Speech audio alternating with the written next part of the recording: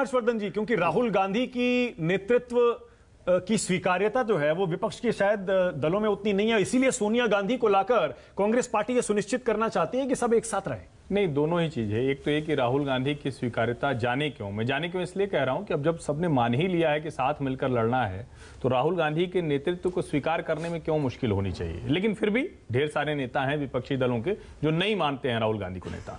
तो एक तो ये वजह है सोनिया गांधी की। दूसरी जो बड़ी वजह है, जिसको मुझे लगता है कि शायद एकदम से एक तरह से कहें कि 2024 के पहले कांग्रेस पार्टी जिस तरह से अपने आप को प्रस्तुत कर रही है, उसमें सोनिया गांधी के पहुंचने का मतलब यह हुआ कि जो अभी तक थोड़ी बहुत गुंजाइश थी कि कोई दूसरी रीजनल पार्टी उसको लीड करेगी, वो आज खत्म हो जाएगी। आप इसको स्वीकार करें या ना करें, लेकिन सोनिया गांधी के वहां बैठने का सीधा सा मतलब हुआ कि जो स्पेस राहुल गांधी दे रहे थे वो खत्म हो गया। और स्वाभाविक है, मतलब अगर आप ध्यान से देखें तो जिस तरह से कांग्रेस पार्टी बड़ी हुई है, उसमें दूसरों के पास गुंजाइश नहीं। जब सोनिया खुद बैठेंगी तो सोनिया जी के बैठने के बाद कोई और ऐसा नहीं होगा जो कांग्रेस की लीडरशिप को एक्सेप्ट नहीं कर रहा होगा। दो चीजें।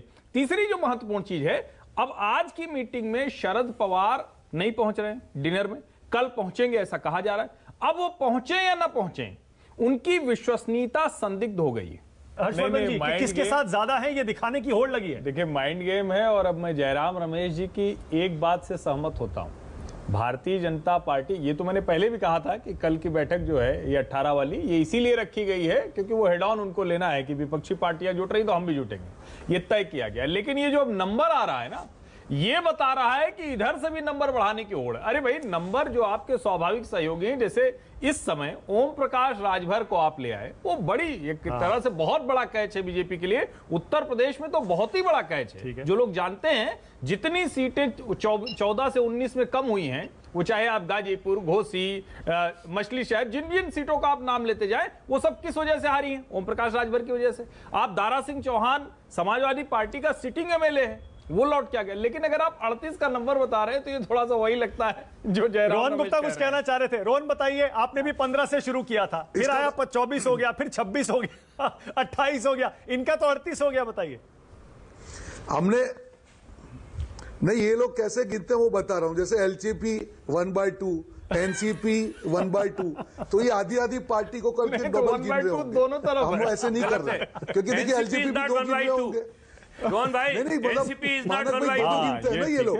अभी तो नई पार्टी बनाएंगे, तोड़ेंगे, सब कुछ करेंगे। देखिए, ये भाजपा का, मैंने आपको कहा, ये जो माइंड गेम नहीं है, भाजपा का रिएक्शन है।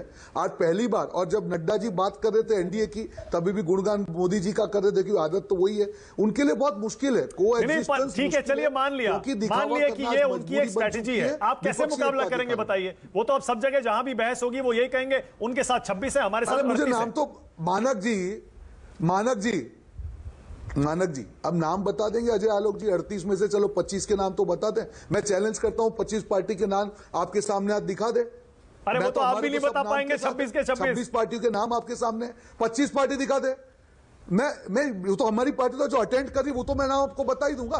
25 नाम जो अभी 38 बोल रहे हैं, 25 नाम बता दे। ओके, अजय आलोक बोलिए। अजय आलोक बोलिए। एनडीए का सबसे बड़ा नंबर 2 पार्टनर, एक मिनट, आज की डेट में सबसे बड़ा ऑफिशियल पार्टनर एनडीए का नंबर 2 पे 4 निर्दलीय एमपी है। 4 निर्दलीय एमपी है, या तो ऑफिशियल। बोलिए अजय आलोक, आप बताइए 25 नाम बताइए अजय आलोक जी।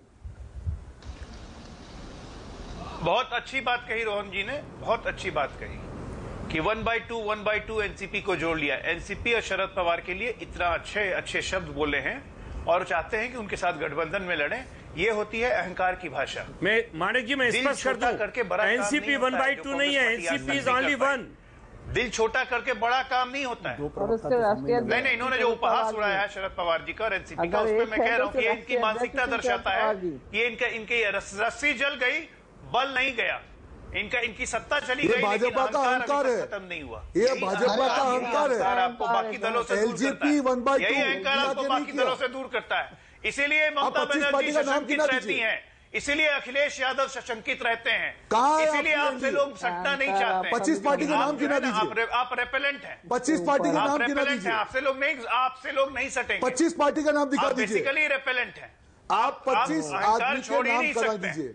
आप अरे बसपा छोड़ ही नहीं सकते। कल शाम तक एनडीए में कौन सी पार्टी है? मेरे पास टाइम खत्म हो रहा है, लेकिन मनोज सिंह काका, मनोज, जो हर्षवर्धन त्रिपाठी ने कहा और बिल्कुल सही है, जयंत चौधरी पहुंच तो गए लेकिन बातें ऐसी कर नहीं रहे जिससे ये यकीन हो जाए कि भाई वो विपक्षी खेमे में जाके अब जुड़ गए हैं। कहीं ऐसा तो नहीं कि पलटी मार देंगे? देखिए हर्षवर्धन भाई को मैं बस इतना ही कहना चाहूंगा, आप जो ये शब्द लिखते हैं ना, हर्षवर्धन भाई जी लोग जैसे लिखते हैं कि विश्लेषक हैं, इनको विश्लेषक मत लिखिए, इनको विशिष्ट प्रवक्ता बीजेपी लिखिए। इनका ये काम ही है, चूंकि सरकार पोषित लोग हैं। लेकिन अब इनसे मैं यही पूछ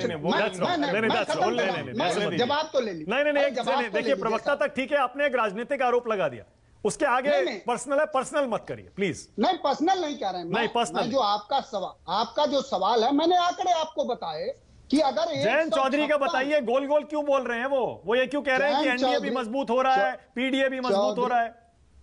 जयंत चौधरी साहब ने कहीं ऐसा नहीं कहा कि एनडीए मजबूत हो रहा है। किस तरह, ये भाषाई चतुराई नहीं, उन्होंने ये कहा कि जो दल ये कहता है कि सिर्फ मोदी से लड़ने में पूरा देश इकट्ठा हो रहा, वो दल स्वयं अब आपको ये बता रहे हैं। Okay, Harshvardhan Tripathi 10 second, time खत्म। हर्षवर्धन जी बोलिए। तो ऐसा नहीं है मोदी 10 सेकंड। मैंने तो तथ्य बताया, लेकिन मैं ये कह रहा हूं कि अगर मुझे भाजपा का विशिष्ट प्रवक्ता कहने से समाजवादी पार्टी कुछ मोटा जाए, जो एकदम दुबली होती चली जा रही है, तो बड़ी शुभकामनाएं। वैसे दिखता नहीं है जो हाल है। Okay, all right.